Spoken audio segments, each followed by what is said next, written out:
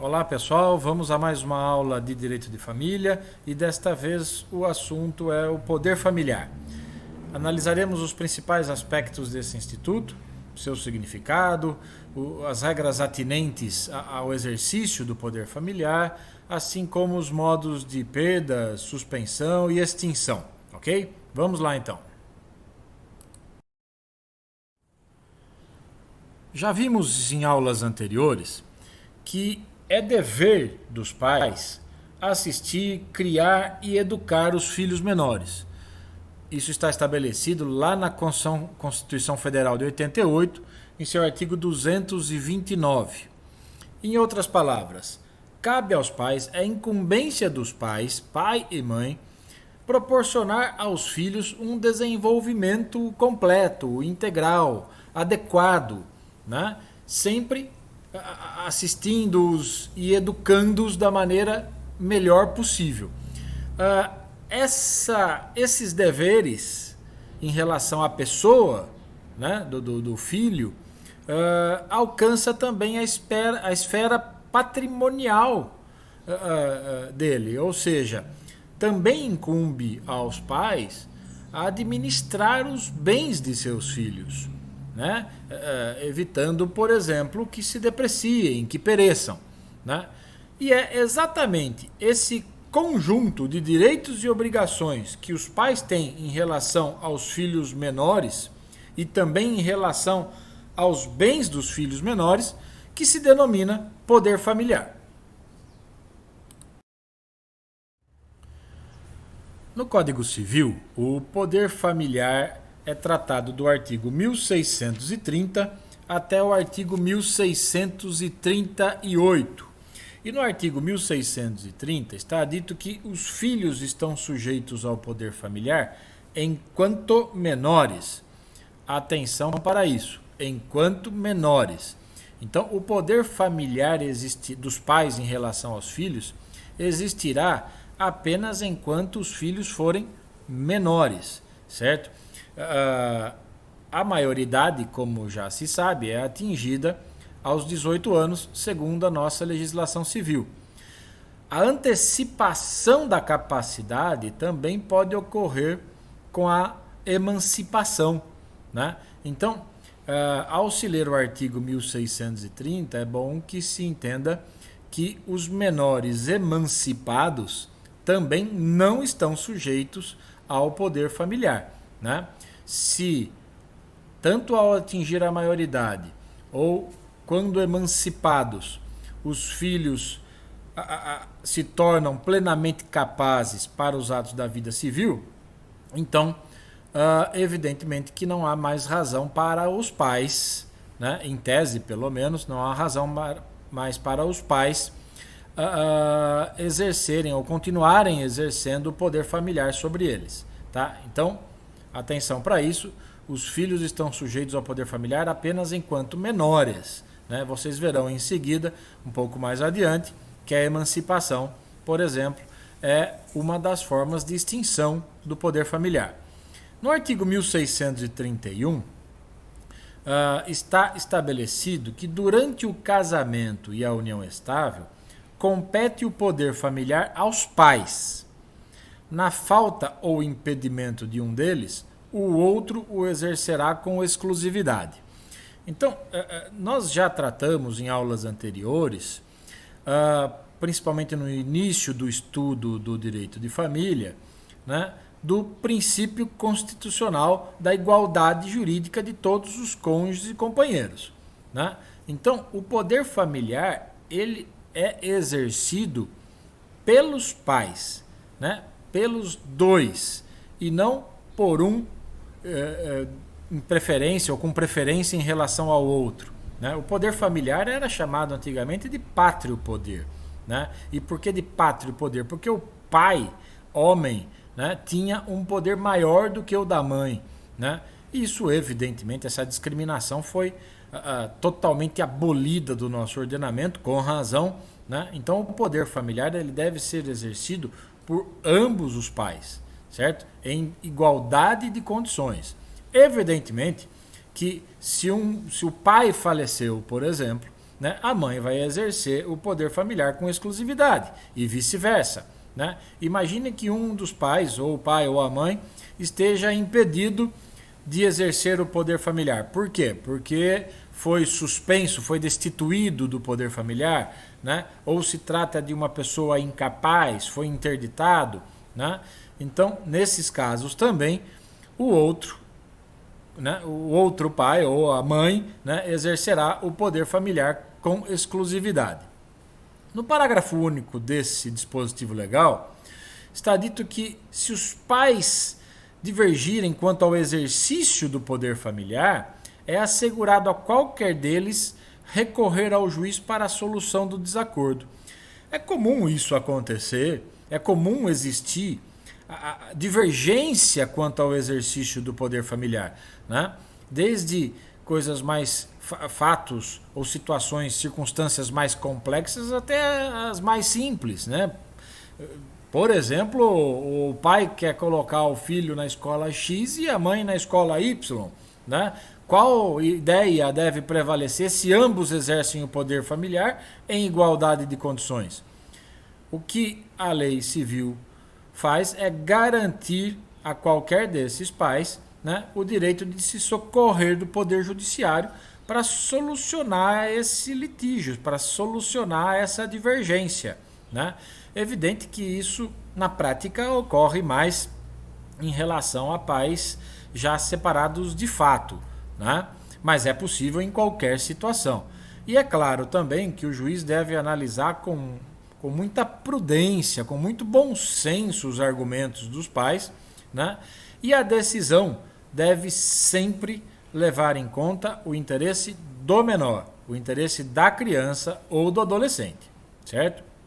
No artigo seguinte, 1632, diz que a separação judicial, o divórcio ou a dissolução da união estável não alteram as relações entre pais e filhos, senão quanto ao direito que aos primeiros cabe de terem em sua companhia os segundos. Atenção, hein? Não alteram as relações entre pais e filhos. Então, o poder familiar, como vimos, é exercido pelos pais, em conjunto, em igualdade de condições, né? Se os pais forem separados judicialmente, se os pais forem divorciados, se tratar de uma união estável já dissolvida, ex-companheiros, né? Todos esses fatos não alteram as relações entre pais e filhos. Isso significa o que na prática? O poder familiar continua existindo para ambos os pais, né? Ah, mas a filha ficou sob a guarda da mãe, né? Bom, ao pai cabe o direito de visita e o pai continua com o poder familiar e vice-versa, né? Imagine uma filha que ficou sob a guarda exclusiva, né, unilateral do pai, a mãe continua com o poder familiar, né? Continua com esse conjunto de direitos e deveres e obrigações em relação aos filhos, mesmo que não estejam sob a sua guarda, né? E com o direito de visita. No artigo 1633, está dito que o filho não reconhecido pelo pai fica sob poder familiar exclusivo da mãe. E se a mãe não for conhecida ou capaz de exercê-lo, dar-se-á tutor ao menor. Sim, o filho, se tratar, por exemplo, de um filho de mãe solteira, em que o pai se recusou a reconhecer voluntariamente a criança, né? Enquanto não houver esse reconhecimento, o poder familiar será exercido exclusivamente pela mãe, certo? Pode acontecer de a mãe também não ser conhecida. De repente se trata de um caso em que de uma criança abandonada, por exemplo, que não se conhece a mãe, né? Não consta nem registro civil às vezes, ou às vezes, como é mais comum, a mãe é incapaz de exercer o poder familiar, né? Seja por conta da sua incapacidade mesmo, né? Seja por ter sido já destituída ou por ter sido suspenso o poder familiar dela em relação ao filho. Nestes casos, estabelece o artigo 1633 que deve se dar um tutor ao menor. né? Na prática, né, o que mais acontece aí, e eu não vejo problema, né, é colocar o filho, né, cujo pai não reconheceu, né, não reconhecido pelo pai, e a mãe incapaz de exercer o poder familiar ou ter sido destituída do poder familiar. É comum acontecer de alguém ficar com a guarda desse menor, né, dessa criança ou desse adolescente, e eu não vejo, ao invés de se nomear um tutor. Não vejo problema nenhum nisso, até porque tanto a tutela quanto a guarda são modos de se colocar a criança ou o adolescente em família substituta. Quanto ao exercício do poder familiar, dispõe o artigo 1634 do Código Civil que compete a ambos os pais, qualquer que seja a situação conjugal, o pleno exercício do poder familiar, que consiste em quanto aos filhos. Então, prestem atenção. Compete a ambos os pais, já falamos sobre isso, né? Princípio da igualdade jurídica de todos os cônjuges e companheiros. Então, o exercício do poder familiar compete a ambos. E esse exercício independe da situação conjugal. Atenção para isso. Qualquer que seja a sua situação conjugal, diz o caput do artigo 1634. Tá? São direitos e deveres, esse conjunto de direitos e deveres independe da situação conjugal dos pais. Então não importa se estão casados, se vivem em união estável, se são separados de fato, se são separados judicialmente, se são ex-companheiros porque já dissolveram a união estável, se são divorciados, enfim. Independentemente da situação conjugal, o exercício do poder familiar compete a ambos os pais. Então, nesse artigo, o Código Civil traz uma relação de condutas que devem ser observadas, né? Esse conjunto de direitos e deveres que devem ser observados, respeitados, praticados pelos pais quanto ao exercício do poder familiar em relação aos filhos menores não emancipados, certo? Diz logo no inciso 1, dirigir-lhes a criação e a educação. Esse é o principal, eu diria, a principal conduta, o principal dever dos pais, né? Já estudamos que os filhos têm o direito fundamental à convivência familiar. Esse direito fundamental está previsto na Constituição Federal, lá no artigo 227, no caput desse artigo da Carta Maior, e também é reiterado, reforçado expressamente nos artigos 4º e 19 do Estatuto da Criança e do Adolescente. Né?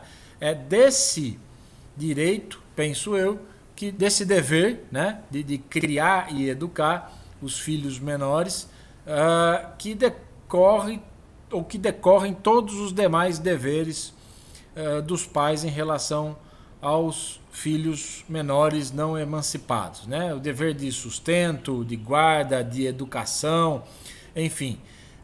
Esse penso ser o principal dos deveres, o principal dever dos pais em relação aos seus filhos. O inciso 2 diz que também compete aos pais exercer a guarda unilateral ou compartilhada nos termos do artigo 1584. Esse artigo, por isso que é dever dos pais ter consigo os filhos, né? Quando os pais não estão mais juntos, né, seja porque dissolveram a união estável, seja porque divorciaram ou se separaram, né, é necessário decidir quem ficará com a guarda dos filhos. E essa guarda pode ser unilateral ou compartilhada. Quando o legislador, no inciso 2, diz que compete aos pais, então, exercer essa guarda unilateral ou compartilhada nos termos do artigo 1584, né, o que o legislador está dizendo é que se não houver consenso, né, está dizendo várias coisas, mas, por exemplo, é que se não houver consenso entre os pais quanto à guarda dos filhos menores não emancipados, né, essa guarda será decretada pelo juiz, evidentemente em atenção às necessidades específicas do filho, certo? É essa a menção feita no inciso 2. Além disso, esse mesmo 1584, lá num de seus parágrafos, diz que em caso de desacordo dos pais, se não houver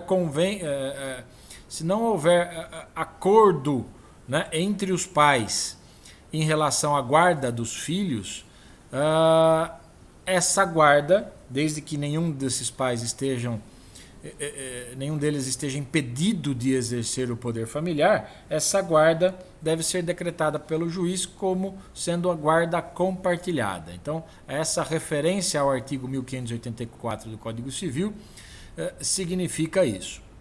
No inciso 3, estabelece que compete a ambos os pais conceder aos filhos ou negar, né, consentimento para o casamento, né? A idade núbil, como já vimos, estabelecida lá no artigo 1517 do Código Civil, a idade núbil, segundo o nosso ordenamento, ela é atingida aos 16 anos, ou seja, aos 16 anos a pessoa já pode casar. Acontece que, se você tem 16 anos, mas ainda não não está plenamente apto para os atos da vida civil, ou seja, ainda não atingiu a maioridade, é necessária autorização de ambos os pais, né? Então, esse inciso 3 tem coerência com os requisitos que estabelecem a capacidade para o casamento, ok? No inciso 4, está dito que também compete a ambos os pais, em relação aos filhos, né, conceder-lhes ou negar-lhes consentimento para viajarem ao exterior. E aí é importante lembrar do que estabelece o ECA nos artigos 83 e 84, que foram recentemente alterados, agora em 2019. Né? O artigo 83, por exemplo, diz que nenhuma criança ou adolescente menor de 16 anos pode viajar para fora da comarca onde reside desacompanhado de seus pais, né? Ou de responsáveis sem que tenha uma autorização judicial, certo? A autorização tem que ser judicial. Essa autorização judicial, ela não é exigida, ela é dispensada, né, quando se tratar, por exemplo, de uma comarca contígua à da residência da criança ou do adolescente menor de 16 anos, né, desde que seja no mesmo estado, na mesma unidade da federação. E também é dispensada quando a criança ou adolescente menor de 16 anos estiver acompanhado, seja de um ascendente ou colateral maior, evidentemente, né, até o 3º grau. Isso tem que ser comprovado documentalmente, esse parentesco tem que ser comprovado, né? Ou pode ser qualquer pessoa maior, mas aí tem que ser expressamente, tem que apresentar uma autorização expressa do pai ou da mãe ou do responsável, né? Além disso, lembrando do que diz o artigo 84 do ECA, né, quando se tratar de viagem ao exterior, que é o que trata esse inciso 4 do artigo 1634, né, a autorização em viagem para o exterior, ela é dispensável, ou seja, não precisa dessa autorização, se a criança ou adolescente estiver acompanhado de ambos os pais, ou o responsável legal, né? E também ela é dispensável se a criança ou adolescente estiver na companhia de um dos pais, mas aí esse pai que está com a criança, pai ou mãe, né, precisa estar autorizado, né, expressamente autorizado pelo outro. E isso tem que ser feito por escrito, através de um documento com firma reconhecida, certo? Então, esse inciso 4 é o que estabelece esse inciso 4, e a remissão é importante que seja feita aí aos artigos 83 e 84 do ECA. No artigo nesse mesmo artigo 1634, agora no inciso 5, né, estabelece que compete aos pais, em relação aos filhos, conceder-lhes ou negar-lhes consentimento para mudarem sua residência permanente, mudar o domicílio permanente, né, para outro município. O objetivo desse inciso 5 é evitar que o pai ou a mãe, por exemplo, evitem o contato, né? Façam isso sorrateiramente, sem prévio aviso, né? Mudando a residência do filho para outro município, evitando o contato com o pai ou com a mãe que ficou no município de origem, né? Evitando contato não só com o pai ou com a mãe, mas também com os familiares. Então, é necessário que haja esse consentimento. E como o caput exige consentimento de ambos os pais, é importante que ambos sejam ouvidos para que isso aconteça. Na prática, se uma mãe, por exemplo, quer mudar com a sua filha, que está sob sua guarda, por exemplo, para outro município, é necessária a concordância do pai. E se não houver acordo, como já vimos antes, aquele que estiver descontente com a decisão tomada por um deles pode se socorrer do Poder Judiciário para solucionar essa divergência, né? Evidente, repito, que o juiz nesses casos deve agir sempre com muita prudência, bom senso, para decidir sempre pensando, tendo em vista o interesse da criança ou do adolescente. No inciso 6 desse mesmo artigo 1634, está dito que compete aos pais nomear, em relação aos filhos, né, nomear-lhes tutor por testamento ou documento autêntico, se o outro dos pais não lhe sobreviver, ou o sobrevivo não puder exercer o poder familiar. Esse inciso 6 está em consonância com o que estabelece o Código Civil quando traz as regras lá do Instituto da Tutela no artigo 1729, né, que dispõe algo assim, de que compete aos pais, né, o direito de nomear tutor compete aos pais. Aliás, compete aos pais em conjunto, né, e que essa nomeação deve sempre constar de testamento ou de qualquer documento autêntico. Essa é a chamada tutela testamentária, né? Então, já vimos, é claro, que se o pai falece, o poder familiar compete a ambos os pais, né? Se o pai falece, a mãe exerce o poder familiar com exclusividade. Se a mãe falece, o pai exerce o poder familiar com exclusividade. Se ambos faltam, né, então aí é preciso nomear um tutor para o menor, né? E essa nomeação compete aos pais, tá ok? Por isso que está aí no inciso 6 essa incumbência dos pais em relação aos filhos. No inciso 7 está escrito que compete aos pais representar os filhos judicial e extrajudicialmente até os 16 anos, nos atos da vida civil, e assisti-los após essa idade nos atos em que forem partes, suprindo-lhes o consentimento. Já se estudou, lá no início da análise da parte geral do Código Civil, né, que a capacidade de direito é adquirida quando se nasce com vida, certo?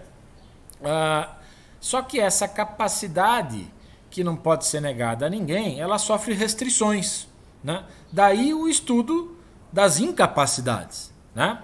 E o próprio Código Civil, no artigo 3º, estabelece que os menores de 16 anos são absolutamente incapazes. E os maiores de 16, mas menores de 18 anos, são relativamente incapazes. Então, por conta dessas disposições, é que a legislação traz meios de suprir essa incapacidade, né, através do Instituto da Representação, que pode ocorrer de duas maneiras. Uma é a representação propriamente dita, né, ou seja, os menores de 16 anos são representados por seus pais, é o que está dito aí no inciso 7 do 1634, e os relativamente incapazes, que são os maiores de 16 e menores de 18, né, são assistidos por seus pais. São incumbências que decorrem também do poder familiar que os pais possuem em relação aos filhos menores, não emancipados. No inciso 8º desse artigo 1634 está dito que compete aos pais reclamar os filhos de quem legalmente os detenha. Pode acontecer de alguém estar em poder dos filhos, né, ilegalmente. E aí cabe aos pais propor ação, por exemplo, de busca e apreensão dos filhos, né, para que os filhos voltem ao seu convívio.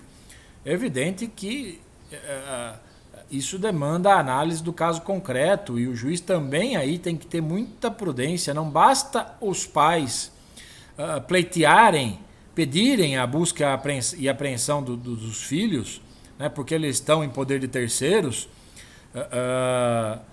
que automaticamente o juiz tem que conceder.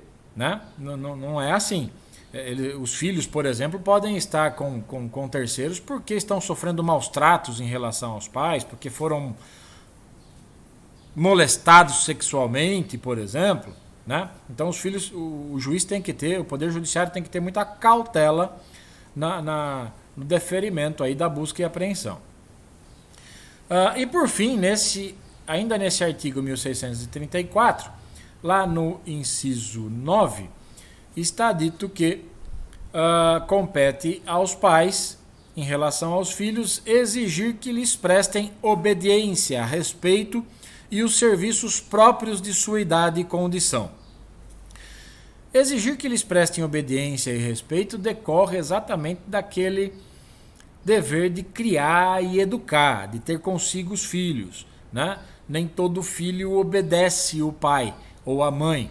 E aí compete ao pai ou à mãe, compete a ambos, exigir que os filhos sejam obedientes e os respeitem. Aí também é importante que sempre os pais ajam com muita cautela, dentro de um bom senso, sem rigores excessivos, né? Sem a adoção de medidas excessivas, até porque castigar imoderadamente os filhos pode implicar na perda do poder familiar. Nós veremos isso mais adiante. Inclusive, o ECA foi alterado pela chamada Lei da Palmada, né? E também falaremos um pouco disso daqui a pouco. Né? Essa parte final do inciso 9, né? Exigir que dos filhos os serviços próprios de sua idade e condição, vale dizer aí que muitos autores sustentam a inconstitucionalidade dessa parte final, né? Porque criança não trabalha. Né? Existe até uma música que eu gosto sempre muito de lembrar, que criança não trabalha, criança dá trabalho, e isso é próprio da criança e do adolescente. Né? Exigir que prestem serviços próprios de sua idade e condição, estaríamos desrespeitando a Carta Magna, que proíbe o serviço de menores. Né? Existem exceções a isso, existem regulamentações, como o aprendiz a partir dos 14 anos, etc. Né? Mas, enfim, é sempre importante analisar com bastante calma e analisar o caso concreto para decidir se está havendo abuso ou não.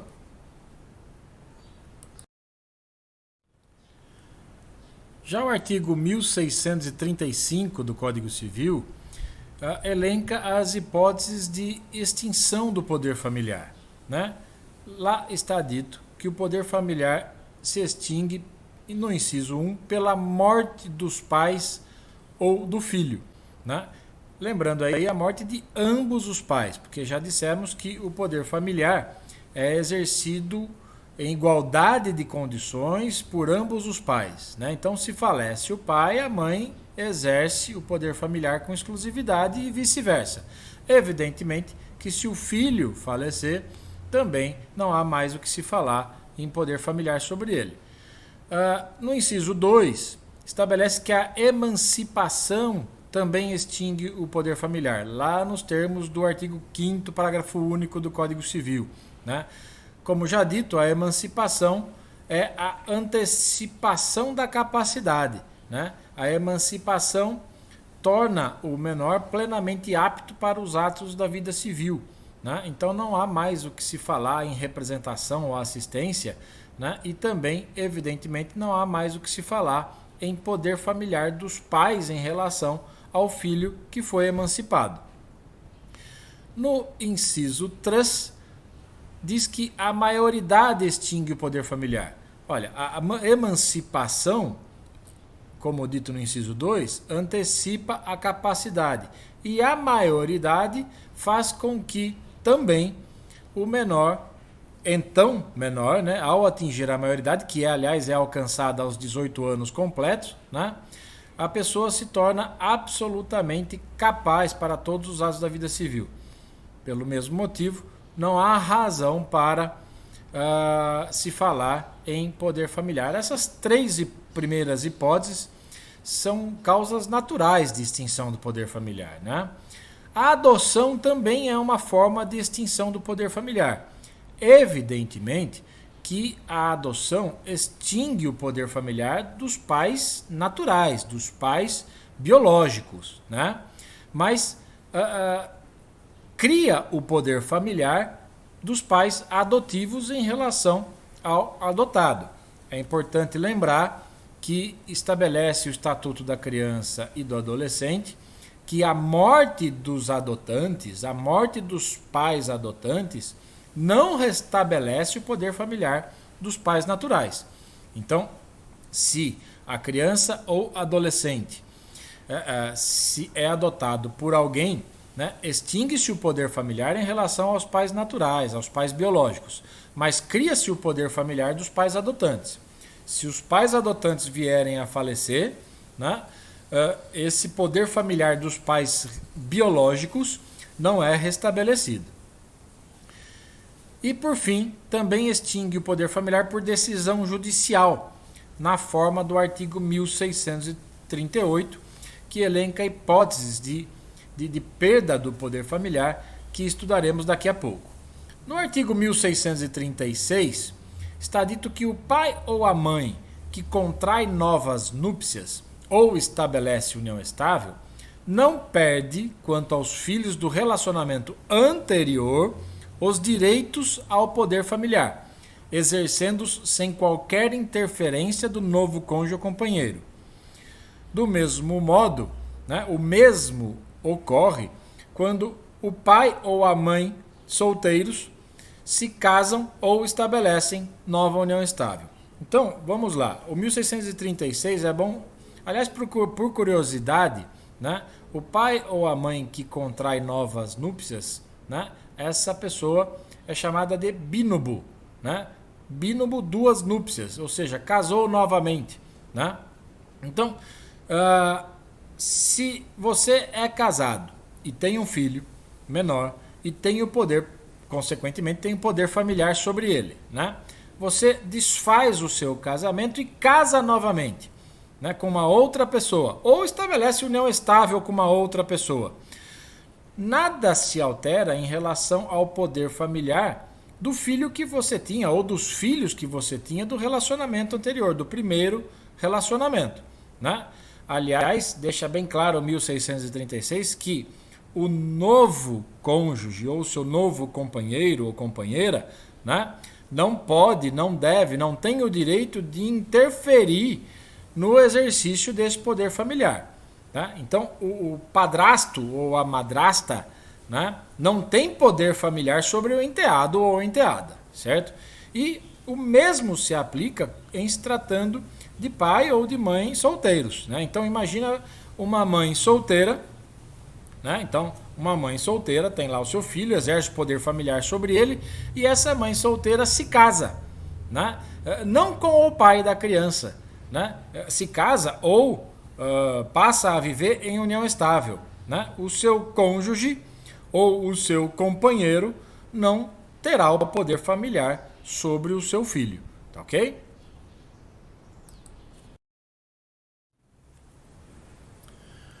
O Código Civil também traz hipóteses de suspensão do poder familiar, né? Que nada mais é do que uma sanção aplicada ao pai ou à mãe que abusa de sua autoridade, como estabelece o artigo 1637. Né? Esse abuso de autoridade pode ocorrer, por exemplo, quando ocorrem maus tratos em relação aos filhos, opressão, dilapidação do patrimônio dos filhos. Né? Lembrem que o poder familiar é aquele conjunto de direitos, de deveres dos pais em relação aos filhos menores não emancipados. Então, tanto em relação à pessoa dos filhos, né, quanto também em relação ao patrimônio dos mesmos. Né?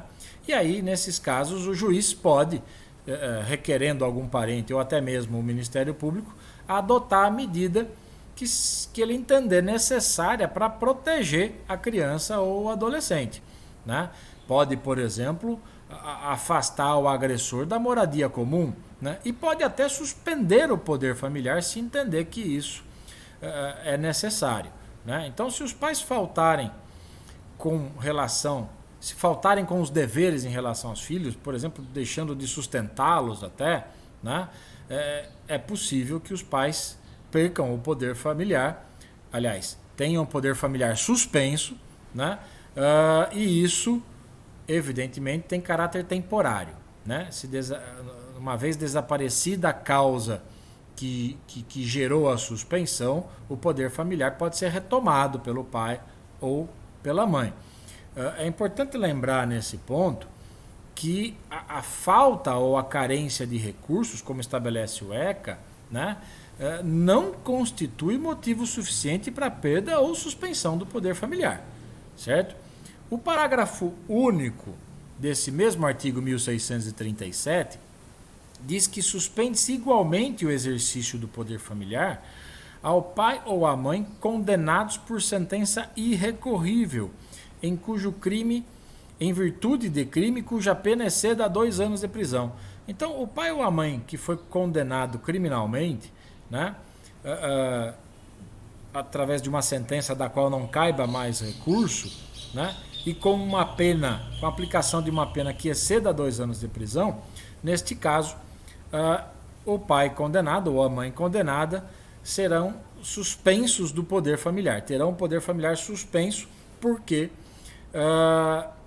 a pessoa encarcerada fica difícil de cumprir com seus deveres em relação aos filhos menores. Né? Também se trata de uma medida temporária. Essa suspensão é temporária, que desaparece, né? Essa suspensão assim que desaparece a causa suspensiva. Atenção que o parágrafo único diz, repito, suspende-se, é uma causa de suspensão. Né? Mas há casos em que a condenação criminal pode implicar na perda do poder familiar. Né? O ECA estabelece lá no artigo 23, parágrafo 2º, que a regra é a seguinte: a condenação criminal do pai ou da mãe não implica a destituição do poder familiar, não implica a perda do poder familiar. Né? Mas, como eu já disse, pode sim implicar na perda, né?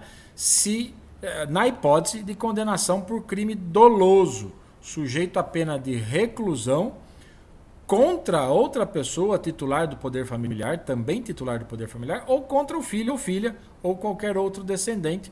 E aí nós veremos exatamente essa hipótese de perda, nesse caso específico, no artigo seguinte do Código Civil, que é o 1638. O Código Civil encerra as regras desse instituto que estamos analisando, elencando lá no artigo 1638 as hipóteses que podem gerar a perda do poder familiar. São casos mais graves e, portanto, implicam numa sanção mais grave. Diz o artigo 1638 que perderá por ato judicial o poder familiar o pai ou a mãe que... Então, primeira observação, é absolutamente necessária uma decisão judicial para que ocorra a perda do poder familiar. Né? O inciso 1 diz castigar imoderadamente o filho. Né? Então, se o pai ou a mãe castigar imoderadamente o filho, por exemplo, tornando-o vítima de maus tratos, ele pode perder o poder familiar. Vale a pena lembrar nesse ponto que o artigo 5º do ECA deixa bem claro que nenhuma criança ou adolescente será objeto de qualquer forma de negligência, discriminação, exploração, violência, crueldade e opressão. Então é uma proteção que se dá ao menor. O menor não pode ser, a criança ou adolescente não pode ser castigado pelo pai. A questão fica aí quanto ao que seria um castigo imoderado, né? Em 2014, uma lei que ficou conhecida como Lei da Palmada, ficou conhecida vulgarmente como Lei da Palmada, acrescentou alguns artigos no ECA, fez algumas alterações e um deles é o artigo 18A, né? E estabeleceu o seguinte, esse dispositivo: a criança e o adolescente têm o direito de ser educados e cuidados sem o uso de castigo físico ou de tratamento cruel ou degradante, como formas de correção, disciplina, educação ou qualquer outro pretexto, pelos pais, pelos integrantes da família ampliada, pelos responsáveis, pelos agentes públicos executores de medidas socioeducativas ou por qualquer pessoa encarregada de cuidar deles, tratá-los, educá-los ou protegê-los. Então, reiterou aí, forçou, né, deu mais força à proteção da criança contra a violência, contra a crueldade. Dá para tirar desse 18A o que seria um castigo imoderado, né? Vejam o que diz o parágrafo único desse artigo 18A. Para os fins desta lei, considera-se 1. Castigo físico, ação de natureza disciplinar ou punitiva aplicada com o uso da força física sobre a criança ou adolescente que resulta em sofrimento físico ou lesão. Para os fins desse artigo, né, o que seria tratamento cruel ou degradante? Conduta ou forma cruel de tratamento em relação à criança ou adolescente que humilhe, ameace gravemente ou ridicularize. Então, se atos nesse sentido forem praticados pelo pai ou pela mãe que detém o poder familiar sobre a criança ou adolescente, né, pode ser caracterizado como castigo imoderado e isso pode gerar a perda do poder familiar. O inciso 2 diz que também pode perder por ato judicial o poder familiar, né, o pai ou a mãe que deixar o filho em abandono, né, seja abandono moral, seja abandono material. Acho que dá para interpretar dessa maneira, abarcando as duas espécies de abandono, né, privando até dos meios para subsistência, né? Reitero o que disse antes nesta aula. É importante lembrar que o próprio ECA, né, Estatuto da Criança e do Adolescente, lá no artigo 23, deixa bem claro que a falta ou a carência de recursos materiais não constitui motivo suficiente para a perda ou a suspensão do poder familiar. Então, se os pais não têm dinheiro, né, se são incapazes financeiramente falando, né, esse fato por si só não pode caracterizar abandono a ponto de conduzi-los à perda do poder familiar, certo? Evidentemente que demanda a análise do caso concreto. Esse abandono teria que ser proposital, teria que ser intencional, doloso, né? E o juiz aí tem que agir sempre com muita cautela, com muita prudência, antes de decretar a perda do poder familiar. O inciso 3 desse mesmo artigo estabelece que também perde o poder familiar praticar atos contrários à moral e aos bons costumes. Aí são vários os exemplos, né? Podemos dizer usar entorpecentes, assistir filmes de pornográficos com os filhos, né? Praticar abusos de ordem sexual, quaisquer outras práticas obscenas, né? São atos que podem caracterizar serem caracterizados como contrários à moral ou aos bons costumes. E isso pode conduzir à perda do poder familiar, evidentemente, se restarem cabalmente provados. No inciso 4 do mesmo artigo, estabelece que o pai ou a mãe que incidir reiteradamente nas faltas previstas no artigo antecedente também pode perder o poder familiar, né? Então, são os casos que geram a suspensão do poder familiar se forem reiterados, né, a ponto de justificar a perda do poder familiar. Assim pode decretar o juiz, como os casos de abuso de autoridade, dilapidação do patrimônio dos filhos, etc. Né? O inciso 5, que foi acrescentado em 2017, nesse artigo 1638, diz que pode perder o poder familiar o pai ou a mãe que entregar de forma irregular o filho a terceiros para fins de adoção. Nós já estudamos que a adoção tem um procedimento extremamente rigoroso previsto no ECA para que ela ocorra. É um procedimento muito sério e que deve ser respeitado. A adoção depende de procedimento judicial, né? Então, se o pai ou a mãe realiza, por exemplo, ou participa, né, dá o filho em adoção desrespeitando esse procedimento judicial, concretizando, por exemplo, a adoção à brasileira, como é conhecida vulgarmente por aí, esse pai e essa mãe podem perder o poder familiar. O parágrafo único, acrescentado em 2018, nesse artigo do Código Civil, né, estabelece justamente aqueles casos que nós mencionamos nos comentários ao artigo antecedente, de condenação criminal do pai ou da mãe. Diz aí no parágrafo único que perderá também por ato judicial o poder familiar aquele que, inciso 1, praticar contra outrem igualmente titular do mesmo poder familiar. Então, é aquele ato praticado em relação a outra pessoa que detém o poder familiar em relação à mesma criança ou adolescente.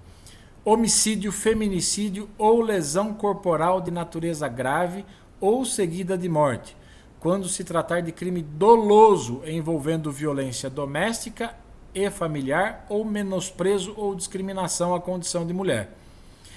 E também estupro ou outro crime contra a dignidade sexual sujeito à pena de reclusão. Então, nesses casos de condenação criminal, né, a condenação criminal decorrente desses casos implicará também na perda do poder familiar. Observem que aqui, agora, essa condenação criminal gera a perda do poder familiar e não a suspensão do poder familiar, como ocorria com a previsão do artigo 1637.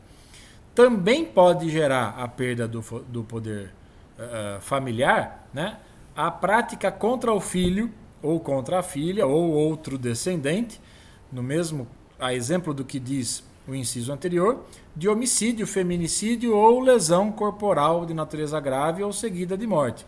E também de estupro de vulnerável ou outro crime contra a dignidade sexual, sujeito à pena de reclusão.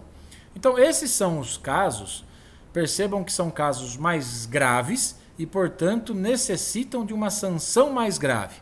E essa sanção, né, a sanção prevista legalmente para esses casos é a perda do poder familiar, a destituição do poder familiar, ok?